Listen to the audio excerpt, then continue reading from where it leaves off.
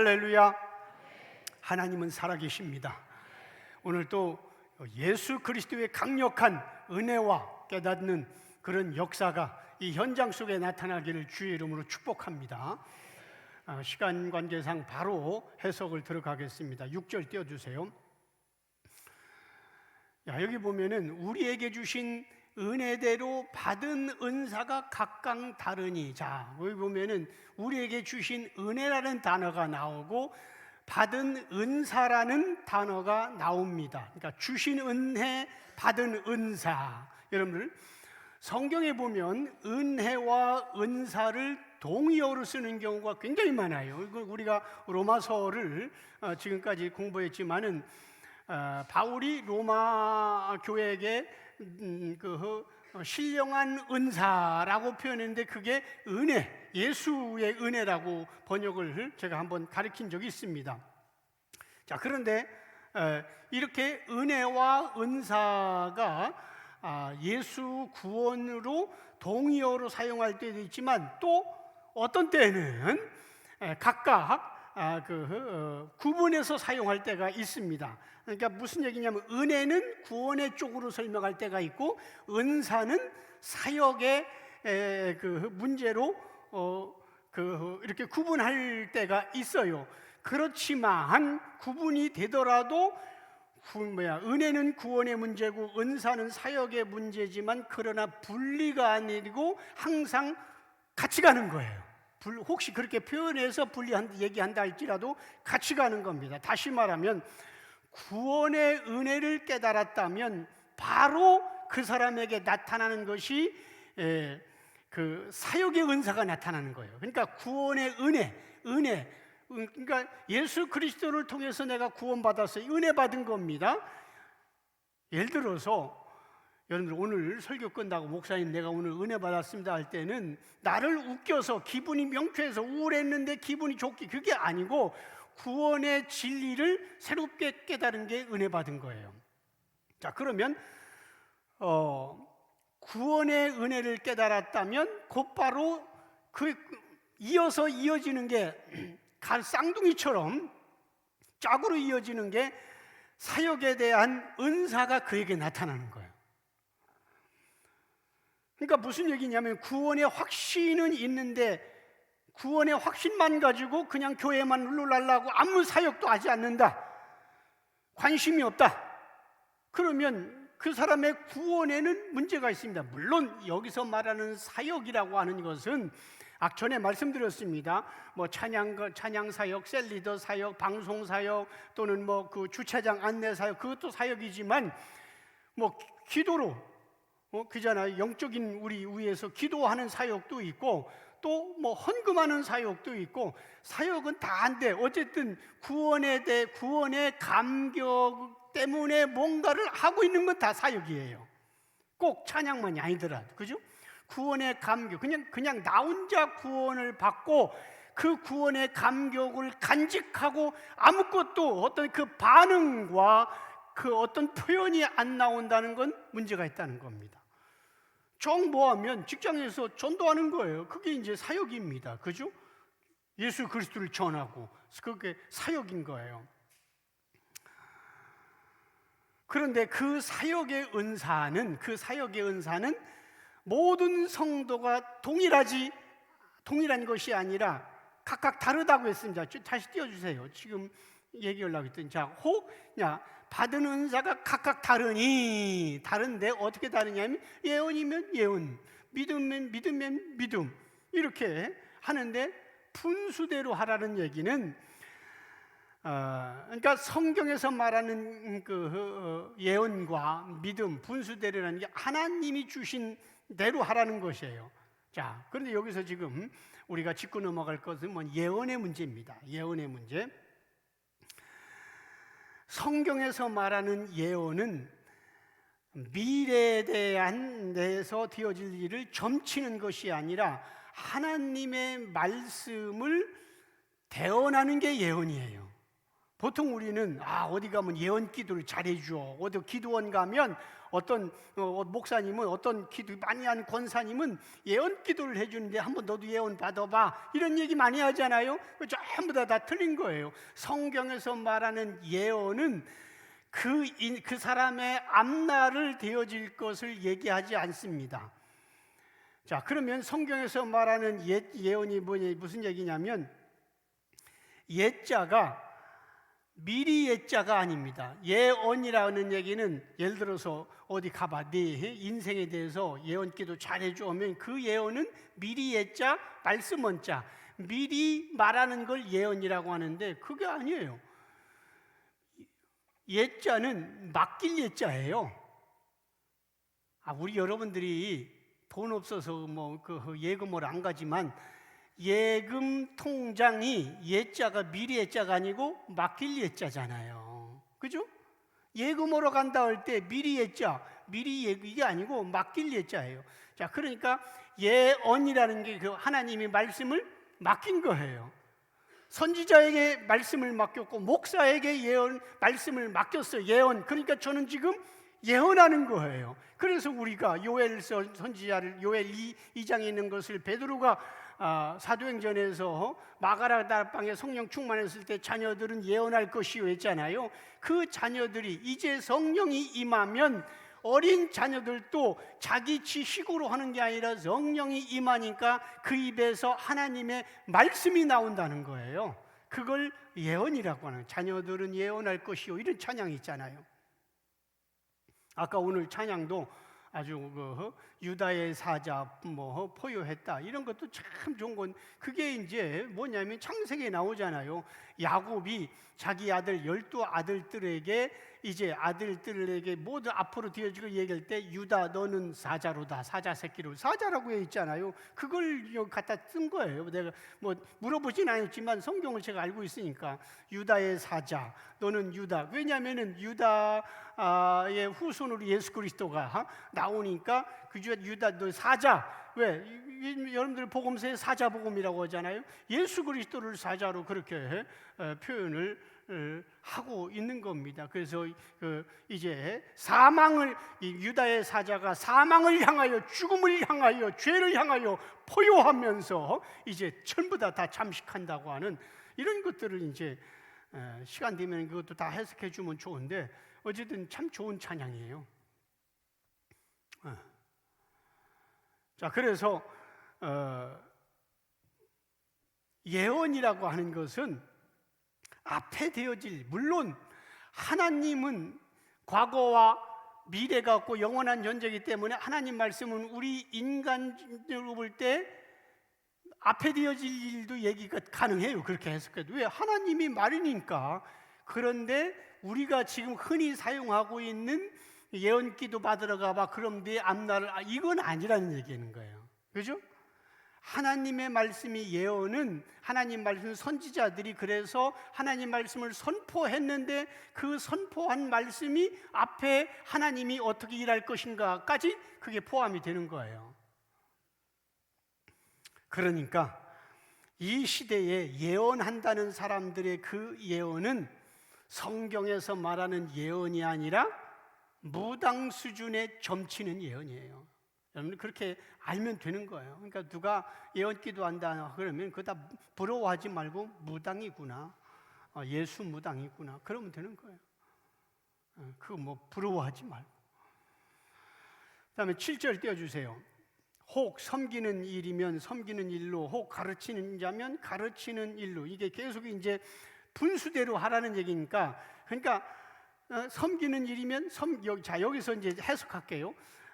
섬기는 일도 생명으로 섬기는 거예요. 생명으로. 자, 보세요. 성경은 구원의 문제를 다루는 책이잖아요. 그죠? 성경은 도덕과 윤리 책이 아닙니다. 구원을 다루는 책이기 때문에 하나님을 모르는 사람들도 섬기잖아요. 하나님이 없는 불교인들도 물질로 섬기고 식사로 섬기고 다 섬기잖아요. 섬기고 봉사하는 그런 도덕과 윤리적인 허접한 섬김을 말하고 있는 말하고 있지 않단 말입니다. 자, 그러면 우리가 이제 그게 아니라는 건 또 성경에서 짝을 찾아야 할 거 아니야? 자, 그러면 여기는 섬기는 일이면 섬기는 일로 있는데, 이 섬김이 그냥 밥 사주고 하는 섬김이 아니라 1차적으로 예수 생명으로 섬기는 겁니다. 왜냐하면 예수님은 뭐라고 하냐면, 인자는 섬김을 받으러 온 것이 아니고 섬기러 왔다. 자, 마태복음 20장 28절 우리 한 목소리로 같이 읽겠습니다.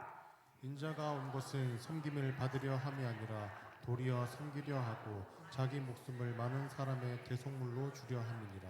자, 예수님이 뭐라고 하냐면, 나는 섬김을 받으려 온 것이 아니라 오히려 섬기려 왔다. 그죠? 섬기려 하고 하면서 뭘 섬기느냐? 자기 목숨, 자기 목숨을 많은 사람의 대속물로 주는 섬김. 그러니까 죽은 영혼을 살려내는 게 섬김입니다. 성경에서 말하는. 성경을 그래서 이쪽에 하나만 가지고 해석하면 안 되고 이렇게 연결해서 하면 이 섬김이 이거구나. 그래서 지난 주일날 예수제자학교에서 주기도문에서 했잖아요. 우리가 우리에게 죄 지은 자를 사하여 준 것처럼 우리의 죄를 사하여 주시고, 마치 내가 주체가 되어야 주님이 용서하는 것처럼 아닌 게 1만 달란트 얘기를 했잖아요. 그러니까 예수님은 섬기러 왔다고 말씀하시고는 곧바로 자기 목숨을 대속물로 준다고 했습니다. 이 말은 섬김이 뭐냐면, 성경에서 섬김은 죽은 영혼을 살려내는 게 최고의 섬김이라는 겁니다. 안 그래요? 예를 들어서 밥 한 끼 사주는 것도 섬김이지만 그가 지금 수술해야 되는데 돈이 없어. 그럼 수술할 돈을 섬기는 게 제일 많은 섬기는 거고, 그가 수술해야 되는데 피가 없어. 내가 피로 그에게 제공해 주는 게 최고 섬기세요. 생명을 살리는데 섬기는 거니까. 자, 그러니까 성경의 모든 내용은 도덕과 윤리가 아니라 구원을 다루는 내용이고, 그 구원은 죄로 죽은 영혼을 살려내는 내용이란 말입니다. 그래서 마태복음 7장에서도 황금률이라는 게 있어요. 들어봤어요? 황금률. 그게 뭐예요? 대접을 받고자 하는 자는 너도 대접받아. 자, 마태복음 7장 12절 같이 읽습니다. 그러므로 무엇이든지 남에게 대접을 받고자 하는 대로 너희도 남을 대접하라. 이것이 율법이요 선지자니라.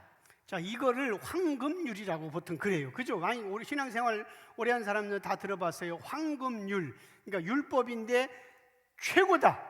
황금과 같은 율법 최고다. 이렇게 했거든요. 자, 예수님이 말씀인데, 그러므로 무엇이든지 남에게 대접을 받고자 하는, 여기도 섬김, 대접과 섬김은 같은 거잖아요. 대접을 받고자 하는 대로 너희도 남을 대접하라. 이것을 예수 계시로 풀지 않으니까 어떻게 푸느냐면, 타인에게 대접을 받기를 네가 원한다면 네가 먼저 대접해. 성경 저렇게 나왔잖아. 남에게 대접을 받고자 하지 말고 네가 먼저 사줘. 먼저 인사해. 그럼 저쪽이 인사할 거야. 네가 먼저 사줘 밥을. 그럼 사줄 거야. 네가 먼저 섬겨줘. 그럼 섬길 거야. 이렇게 전형적인 윤리와 도덕으로 해석하는데 틀린 거란 말입니다. 예수를 모르니까 그렇게 해석하는 거예요. 자, 이거 잘 보세요. 그러므로 무엇인지 너 남에게 대접을 받고자 하는 대로 남을 대접하라. 그 대접이 뭐라고 했어요? 율법과 선지자라고 했잖아요. 율법과 선지자는 뭡니까? 율법은 구약성 구약의 창출내민신, 선지자는 말라기까지. 그러니까 구약 성경을 전체를 핵심을 얘기한 거예요. 그죠? 율법과 선지자라고 얘기를 했으니까, 이것이라고 했으니까 이것이 뭐예요? 그 앞에 있는 거 대접하는 게. 그럼 구약 창출내민신, 예수님이 뭐라고 했어요? 요한복음 5장 39절 이하에부터 모든 성경은 나에 대한 것이라 해놓고 모세가 나에 대해서 얘기했다. 창출내민신이 나에 대해서 얘기했다. 자, 그게 율법의 대표예요. 이제 5권. 그리고 선지자. 그래서 예수님, 부활하신 예수님은 시편과 선지서에서 나온 모든 자기에 관한 것을 해석했다. 자, 그러면 이것이 율법과 선지자, 즉 구약 성경이다. 다시 말하면 예수 그리스도 메시아를 얘기한다는 거예요. 그러니까 뭡니까? 무엇인지 남에게 대접을 받고자 하는 대로 너희도 남을. 이게 성경은 계시적 말씀이기 때문에 국어학적으로 주어와 어떤 그 배치 이런 것들이 이걸 가지고 맞추다 보면 주어라든가 문학적 이런 배열이라든가 이런 걸 가지고 해석이 안 되는 거예요. 인간적으로 해석되는 거예요. 그래서 어떤 때는 너희는 바로 예수가 되는 거고 이렇게 되는 거예요. 절대로 성경을 해석할 때는 대주어가 예수 그리스도이기 때문에 그 밑에 소주어도 그냥 소주어만 단독으로 떼놓고 해석하면 너희는이지만 너희는을 해석이 안 되면 대주어가 예수 그리스도니까 소주어를 해석이 안 되면 대주어에다가 집어넣고 해석하면 모든 성경은 나야 되는 것이다. 이렇게 되는 거예요. 자, 그러면 율법과 선지자, 그것이 대접하는 것이 율법과 선지자래요. 그러면 구약 성경의 핵심이라고 하는데 구약 성경의 핵심이 뭡니까? 예수 그리스도잖아요. 메시아 그잖아요. 근데 저거를 그냥 계명으로 나가니까 그렇게 대접하라는 거예요. 먼저 인사하고 먼저 밥을 사주라는 겁니다.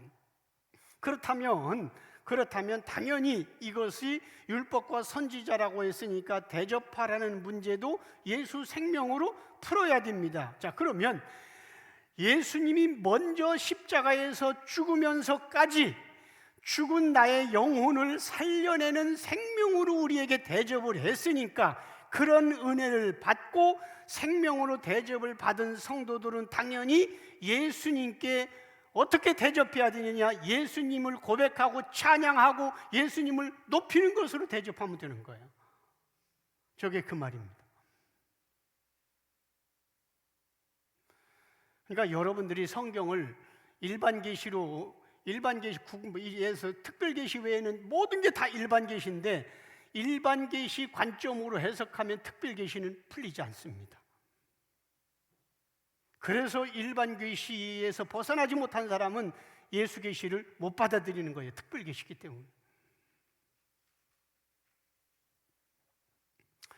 물론 1차적으로는 그렇게 생명의 섬김으로 적용한 후에는 2차 적용으로는 하나님의 생명으로 살아난 그들이 그 살아난 생명이 풍성하도록 이 땅의 것으로도 섬기고 돌보는 것은 좋은 일이죠. 그죠?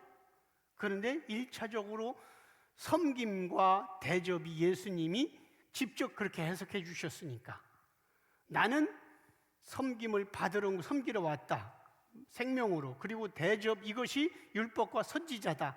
이렇게 예수님이 직접 하셨으니까 1차적으로는 전부 다 예수 그리스도의 생명이에요. 그것으로 우리가 대접을 하는 거예요. 쉽게 얘기해서 여러분들 부모님이 교회 앉아 있는데 여러분들이 월급 받을 때마다 50만 원씩 용돈으로 대접하고 맛있는 거 사주고 아무리 한다 할지라도 그것도 좋은 일이지만 예수를 몰라서 그렇게 내가 존경하고 사랑하는 부모가 지옥 간다면 어떻게 하냐 이거. 그게 최고 대접이야? 아니에요. 그러니까 최고의 대접으로 이제 예수 생명으로 죽은 영혼을 살려내는 최고의 대접으로 가고 나머지 이제 2차적 대접으로 가도 된다는 거예요.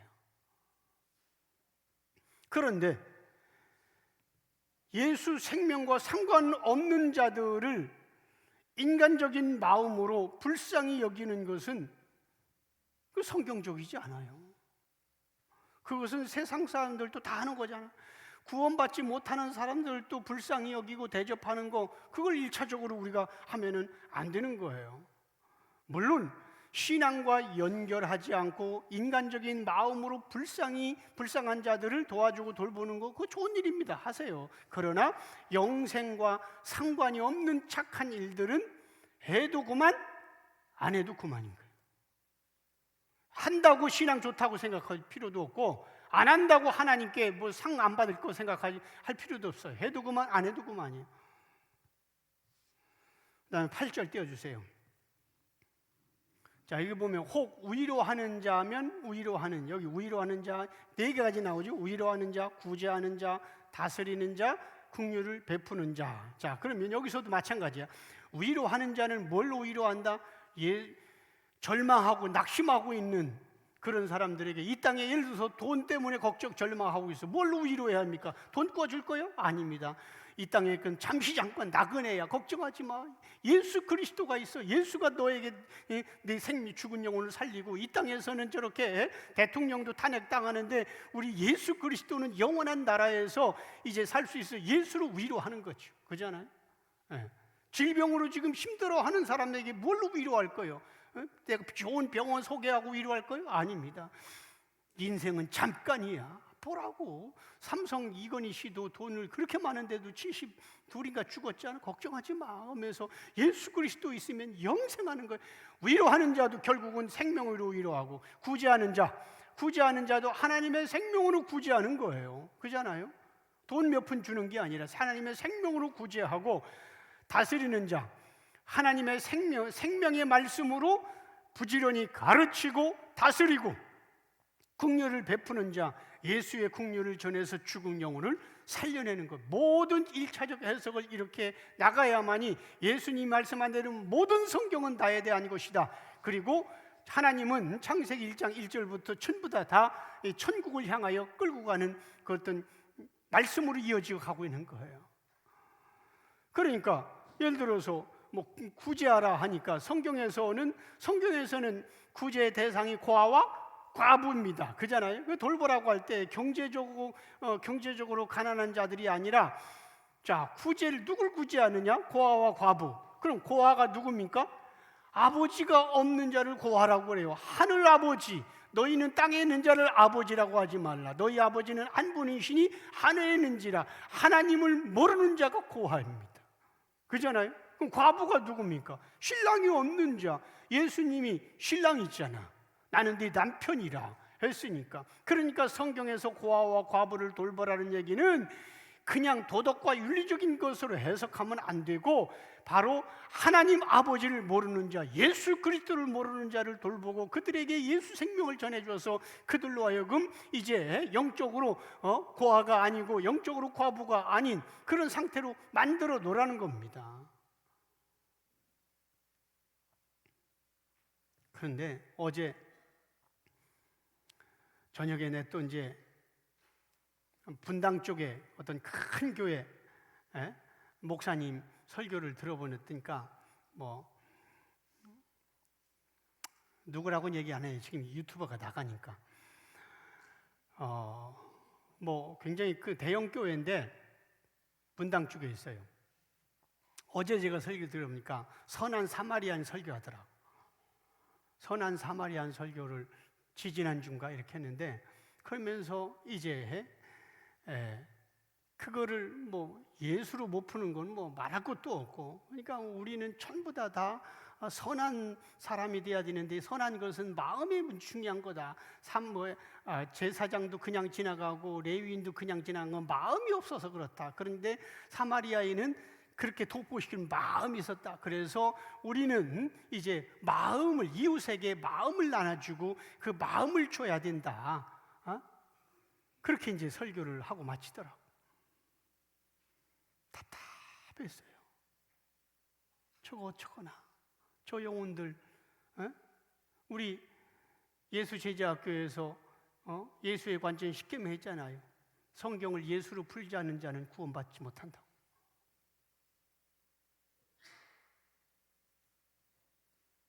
안타깝더라고.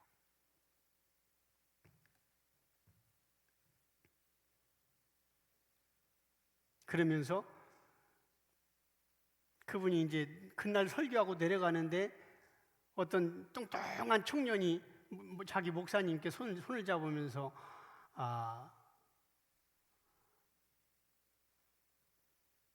상담 좀 하자고 해서 뭐냐 했더니 자기 경찰관인데, 그렇게 마음을 이웃을 이렇게 경찰이 누구 잡아가야 하잖아요. 그러니까 그것도 이웃이 마음인데, 이거 나 오늘 혼란스럽습니다. 설교 듣고. 그러니까 이제 목사님이 그 사람은 잡아라. 왜? 그 사람 때문에, 가해자 때문에 당하는 피해자의 마음 쪽으로 돌려라. 그렇게 했다고. 예수로 해석 안 하면요, 다 마치 가해자보다 피해자로 마음, 그지? 그러니까 얼마나 우리는 이 성경을 예수 중심으로 제대로 해석하고 있는지 다시 한번 깨닫게 됩니다. 그 영혼들, 그래서 들으면서 눈물이 나오는 저 영혼들 어떡하나.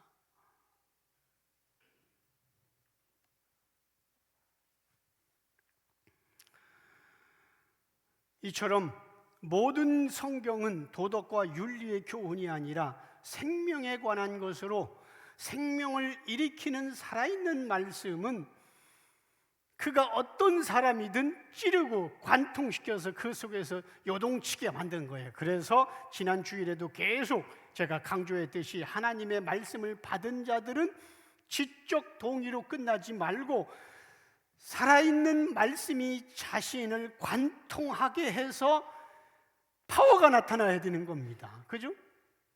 아니, 아무리 큰 고래도 죽으면 유유자적이 흐르는 물에 그 어마어마한 고래도 서서히 떠내려가지만 살아있으면 작은 고기도 역으로 올라가는 것처럼 뭔가 에너지가 나오는 거예요. 생명은, 그죠? 생명은 에너지가 나오잖아요.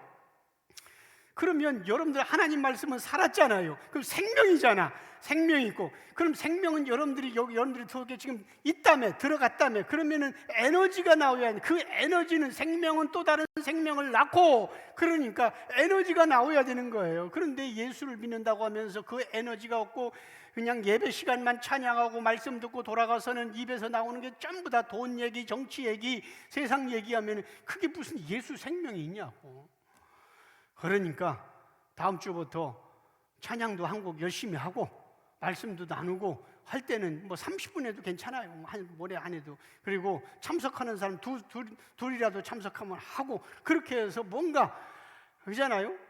하나님은 많은 걸 원하지 않아요. 정말 진실한 50억 가운데 100억 가운데 노아 식구 8명을 주님은 살렸고 12만의 소돔과 고모라에서 의인 10명을 찾았고, 예레미야에 보면은 예루살렘 교회에 하나님을 찾는 한 사람을 찾았어요.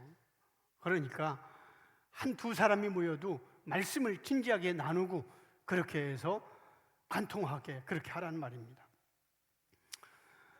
9절 띄워주세요. 본문. 자, 보세요. 사랑에는 거짓이 없나니 악을 미워하고 선에 속하라 그랬어요. 자, 여기서 사랑에는 거짓이 없다. 여기서 말하는 사랑은 또 누구다? 하나님, 예수 그리스도다. 여기서 말하는 사랑이 일반적 개념의 사랑으로 하면 사랑엔 거짓도 없나. 근데 당신 왜 거짓말했어? 성경 들이대고 코 앞에다가 대고서 여기 당신 집사가 장로가 여기 몰라? 갖다 들이대고 아니라는 얘기예요. 사랑에는 거짓이 없다는 양, 여기서 세상 사람들이 말하는 로맨스나 자기중심의 사랑이 아니라 생명을 일으키는 하나님의 사랑. 요한 1서 4장 16절 말씀 같이 읽습니다. 하나님이 우리를 사랑하시는 사랑을 우리가 알고 믿었노니 하나님은 사랑이시라. 사랑 안에 거하는 자는 하나님 안에 거하고 하나님도 그의 안에 거하시느니라. 자, 여기 보니까 하나님은 사랑이시라. 자, 이렇게 정경이 정확하게 나와 있어. 하나님은 사랑이시라. 그럼 사랑에는 거짓이 없다. 1차적으로 당연히 하나님이지. 안 그래? 왜? 창조자가 내가 사랑이다 그랬으니까 우리는 그 사랑을 흉내내는 거고. 그러니까 사랑의 출발도 하나님, 사랑의 완성도 하나님이십니다. 자, 이런 하나님의 사랑에서 벗어난 사랑을 하니까 사랑은 눈물의 씨앗이다. 유행가에 내가 너를 사랑하기 때문에 내가 너에게 그렇게 매달리는 것, 집착하는 거다. 어떤 사람은 내가 너를 사랑하기 때문에 때리는 것이다. 이런 헛소리 하는 겁니다. 우리를 사랑하시는 하나님의 놀라운 사랑을 내가 믿었다. 그런 겁니다. 그렇잖아요? 그러니까 죽은 영혼을 살리시는 하나님의 사랑을 알았고 그 하나님의 위대한 사랑을 믿고 있기 때문에 오늘 내 인생이 행복한 것입니다. 그러니까 오늘 본문 9절에서 사랑에는 거짓이 없다고 했잖아요.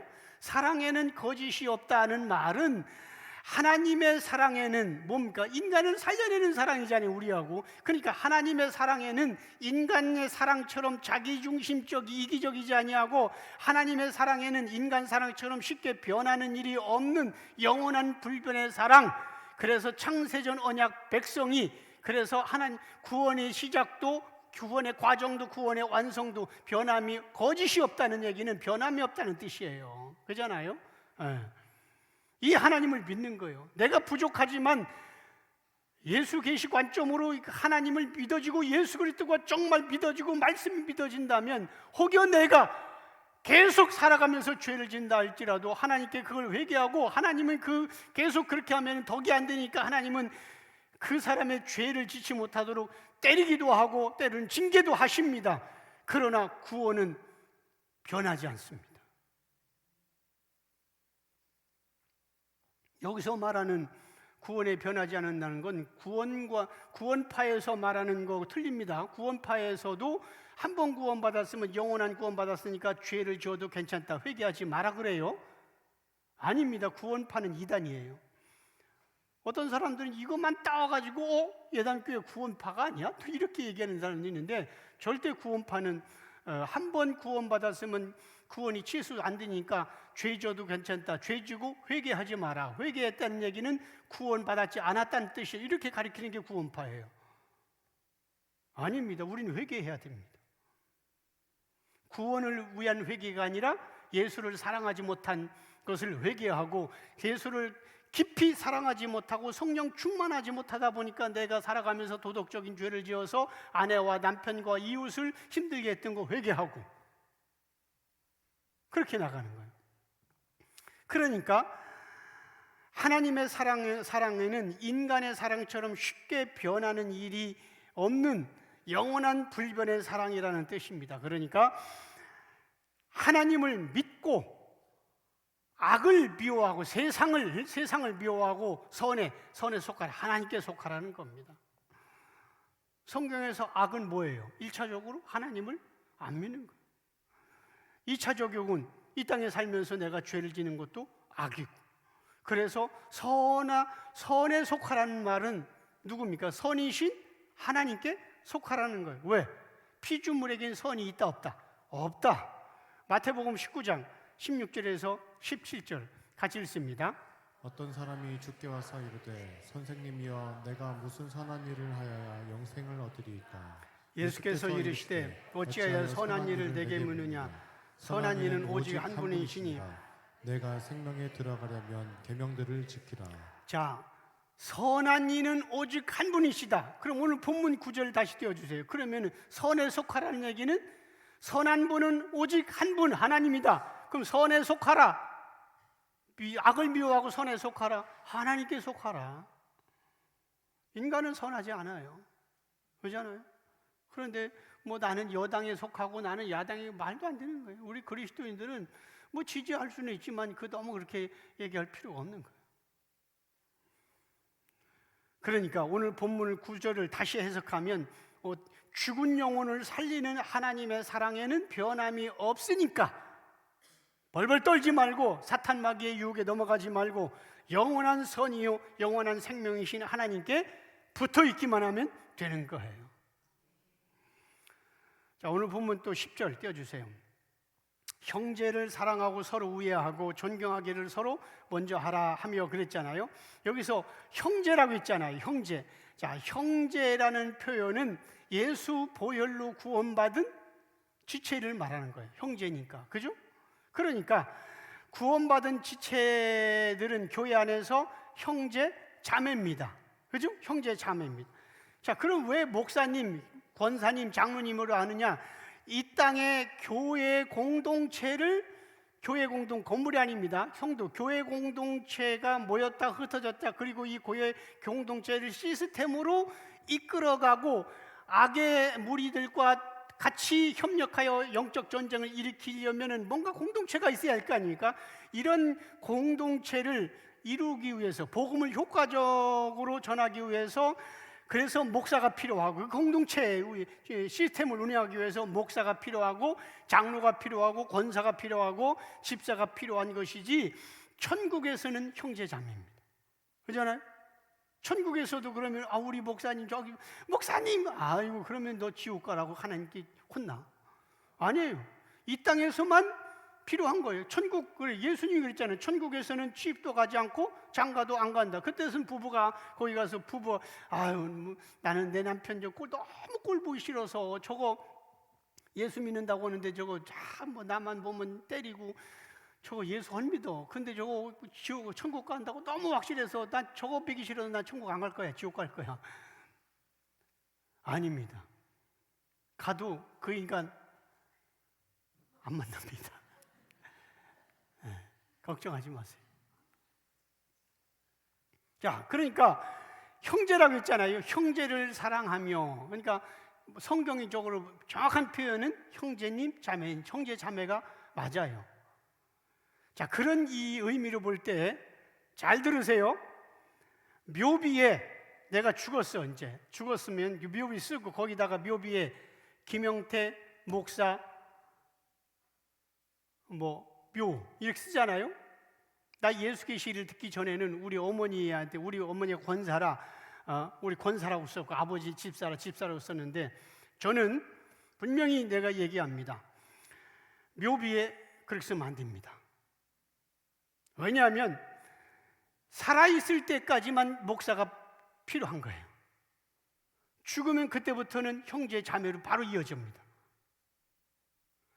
그래서 종교개혁자가 루터와 칼빈인데 종교개혁자인 존 칼빈은 자기 무덤에 묘비를 세우지 말라고 하고 죽었어요. 그러니까 굳이 묘비를 세운다면 내가 미리 지금 유언할 테니까 우리 장로님들 잘 들으세요. 장로님들이 나보다 나이 더 많으니까 더 먼저 갈 수 있겠구나.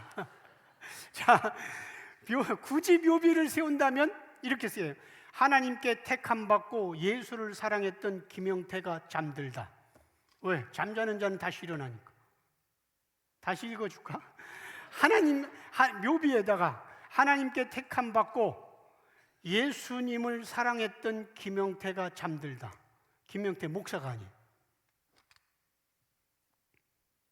우리 집사람이 먼저 가면 내가 사모라고 안 써. 윤선비가 잠들다. 나도 마찬가지고 우리 자녀들도 마찬가지고. 그러니까 잘 기억하시라고. 형제 자매라니까. 목사는 살아있을 때 그 시스템에서만 이 시스템 운영할 때만 가능한 거예요. 그래서 엄격히 말하면 은퇴하면은 형제가 되는 거예요. 이 시스템에서 벗어났으니까. 그러니까 미안해서 그냥 목사라고 부르는 거죠. 이 논리를 잘 기억해야 됩니다. 그래서 묘비에다가는 목사라고 권사라고 장로라고 쓰지 않는 게 좋습니다. 물론 쓴다고 그것 때문에 주님이 지옥 보내겠어? 그런데 원칙 그런 겁니다. 왜냐 그잖아요. 이제 그 천국 갔잖아. 그러면은 그렇게 하는 거예요. 하나님께 택함 받고 예수님을 사랑했던 김영태가 잠들다 하고 멋있는 것 같아요. 나 설교 준비할 때 이거 몇 번 고쳤어. 그러니까 이 땅에서만 사용되는 목사 장로를 이 땅의 생명을 모두 마치고 영원한 형제 자매의 세계로 들어갔는데 무엇하러 이미 사용하고 폐기 처분한 이름을 묘비에 남기겠는가? 형제를 사랑하고 서로 우애하고 존경하기를 먼저 하는 관계로 신앙생활 하라는 겁니다. 그죠? 여기 나오잖아요. 존경하기를 먼저 하고 형제를 사랑하고 우애하고 존경하기를 서로 먼저 하고 존경하기를 먼저 하고.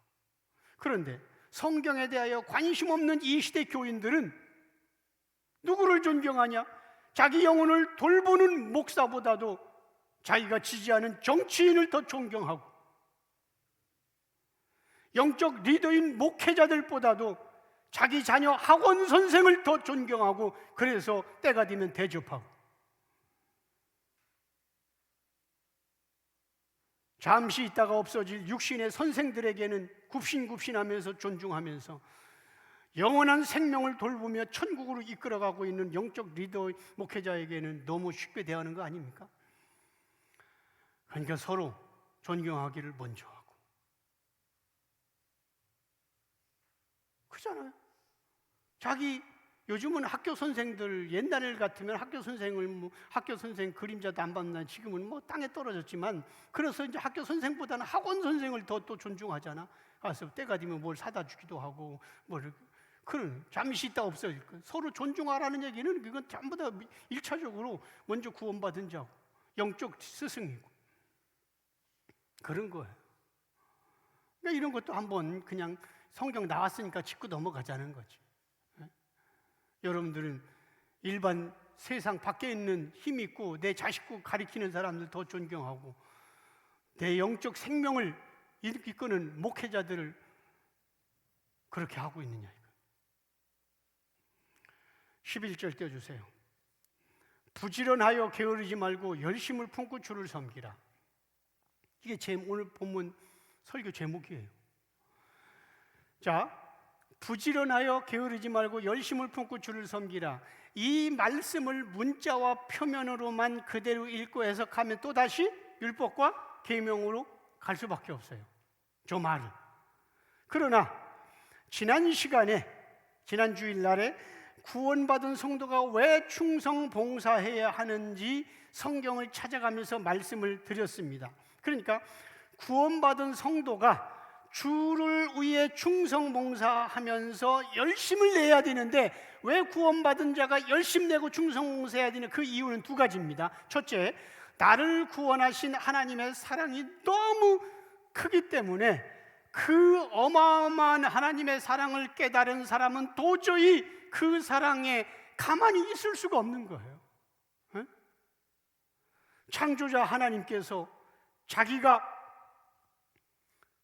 한 덩어리 흙으로 만든 피조물을 위해서 자신 스스로가 저주를 받고 십자가에서 비참하게 죽는다는 이 사실이 여러분들 논리적으로나 이성적 판단으로 있을 수 있는 거예요? 없잖아요.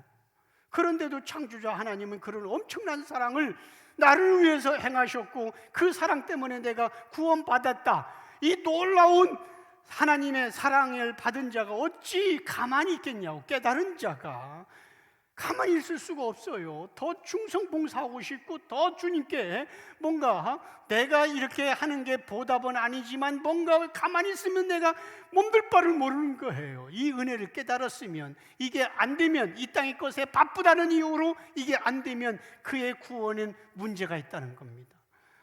인간은, 그리고 하나님의 역사는 그런 은혜를 깨달았으면 가만 있게 놔두지 않습니다. 그래서 이런 놀라운 사랑을 받은 자가 어떻게 보은의 감사와 기쁨의 헌신이 없겠습니까? 그래서 바울은 죽도록 충성했고, 그래서 제자들은 순교할 정도로 다 헌신한 거예요. 두 번째로, 왜 열심을 품고 주를 섬기느냐 하면 게으르지 말고, 첫째로는 그 어마어마한 하나님의 사랑을 깨닫고 나니까 가만히 있을 수 없어. 두 번째로는 성령님께서 충성의 자리로 나를 이끌고 가시기 때문에 우리는 열심 내고 충성할 수밖에 없다니까. 요한복음 21장 18절에서 19절 같이 읽습니다. 내가 진실로 진실로 내게 이르노니 내가 젊어서는 스스로 띠띠고 원하는 곳으로 다녔거니와 늙어서는 내 팔을 벌리리니 남이 내게 띠띠우고 원하지 아니하는 곳으로 데려가리라. 이 말씀을 하심은 베드로가 어떠한 죽음으로 하나님께 영광을 돌릴 것을 가리키심이더라. 이 말씀을 하시고 베드로에게 이르시되 나를 따르라 하시니.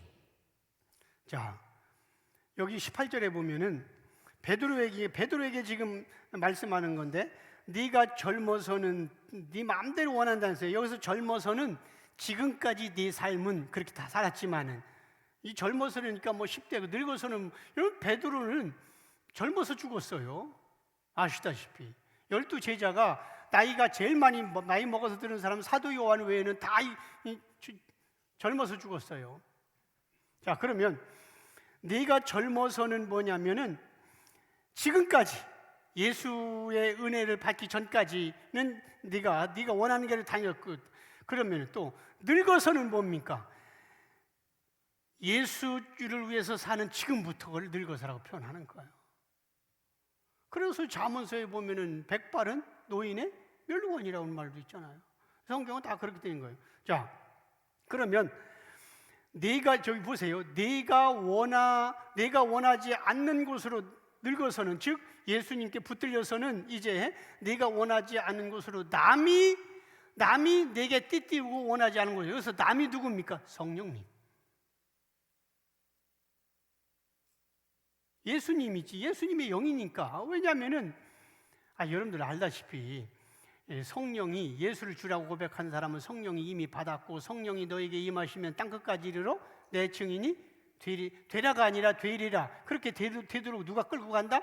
성령이 끌고 간다는 거예요. 그래서 남이 누굽니까? 성령님이 네가 원하지 않는 곳으로 데려간다. 원하지 않는 곳으로. 그러니까 결국은 내가 충성하는 게 아니라 주님이 충성 봉사의 자리로 끌고 갈 수밖에 없다는 겁니다.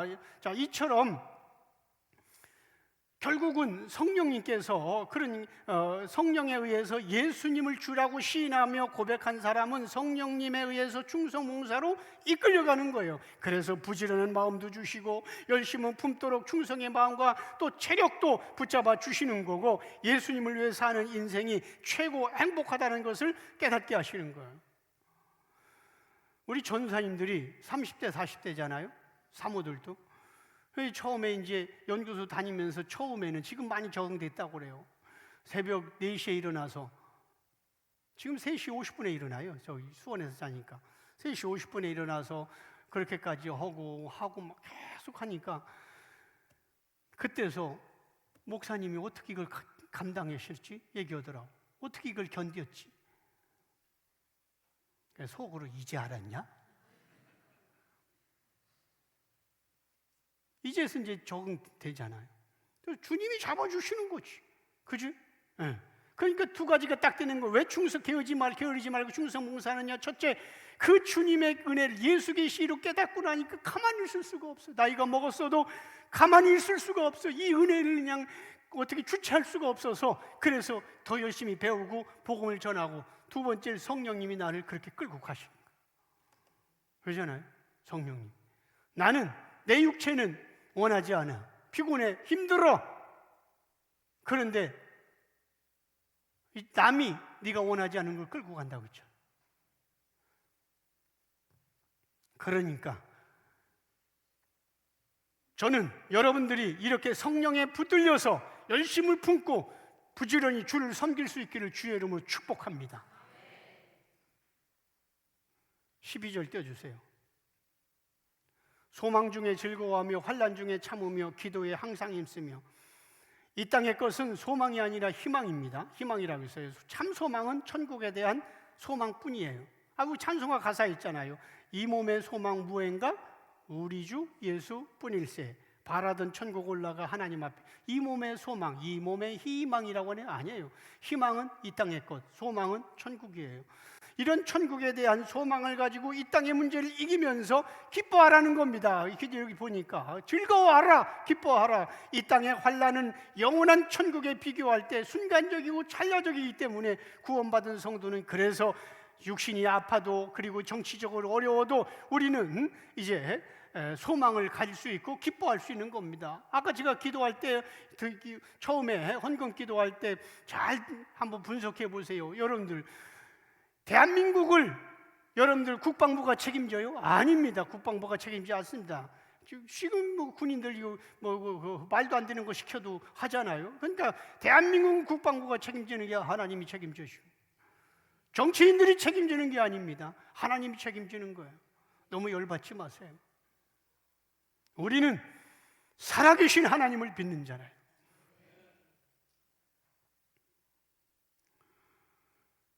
그래서 항상 기도에 힘쓰고, 그 전에 여기 나오잖아요.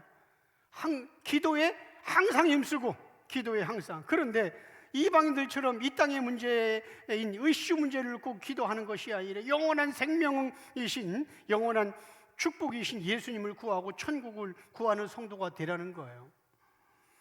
잘하는 말씀이잖아요. 짚고 넘어가겠어요. 마태복음 6장 25절과 30절, 33절 같이 읽겠습니다. 그러므로 내가 너희에게 이르노니 목숨을 위하여 무엇을 먹을까, 무엇을 마실까, 몸을 위하여 무엇을 입을까 염려하지 말라. 목숨이 음식보다 중하지 아니하며 몸이 의복보다 중하지 아니하냐. 오늘 있다가 내일 아궁에 던져지는 들풀도 하나님이 이렇게 입히시거든 하물며 너희일까 보냐 믿음이 작은 자들아.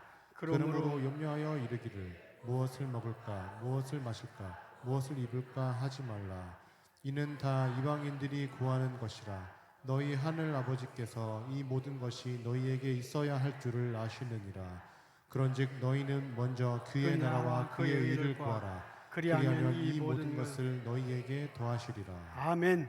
여기 보니까 무엇을 먹을까 무엇을 입을까 무엇을 마실까는 32절에 보니까 이는 이방인들이 즉 하나님을 믿지 않고 우상을 섬기고 불교인들 다 포함되는 거예요. 이런 사람들이 구하는 건데 하나님 창조자 하나님 믿는 사람들은 그들의 기도와 같이 가면 안 된다는 거예요. 성경에서 그 33절에 그 나라와 그 의를 구하라. 다시 말하면 우리의 기도는 영원한 생명을 주시는 예수님을 구하는 거예요. 그래서 예수님은 제자들에게 너희는 이렇게 기도하라 하고 가르쳐 주기도문을 가를 때 단 한 번도 그 내용에 이 땅의 문제를 언급한 적이 없습니다. 하늘 아버지를 구하라고 알려주셨고 하늘의 뜻이 이 땅에서 이루어지도록 구하라고 했으며 우리에게 영생을 주시는 참 양식인 예수의 살을 구하라고 했고 갚을 수 없는 1만 달란트의 용서받은 기쁨으로 나아가야지 율법과 계명을 강조하는 신앙으로 가르치지 말라고 하셨고 우리를 세상 것에 집착하는 시험에서 구해달라고 가르치셨고 나라와 권세와 영광이 영원히 아버지께만 있게 하는 기도를 구하도록 주기도문에서 가르쳤어요.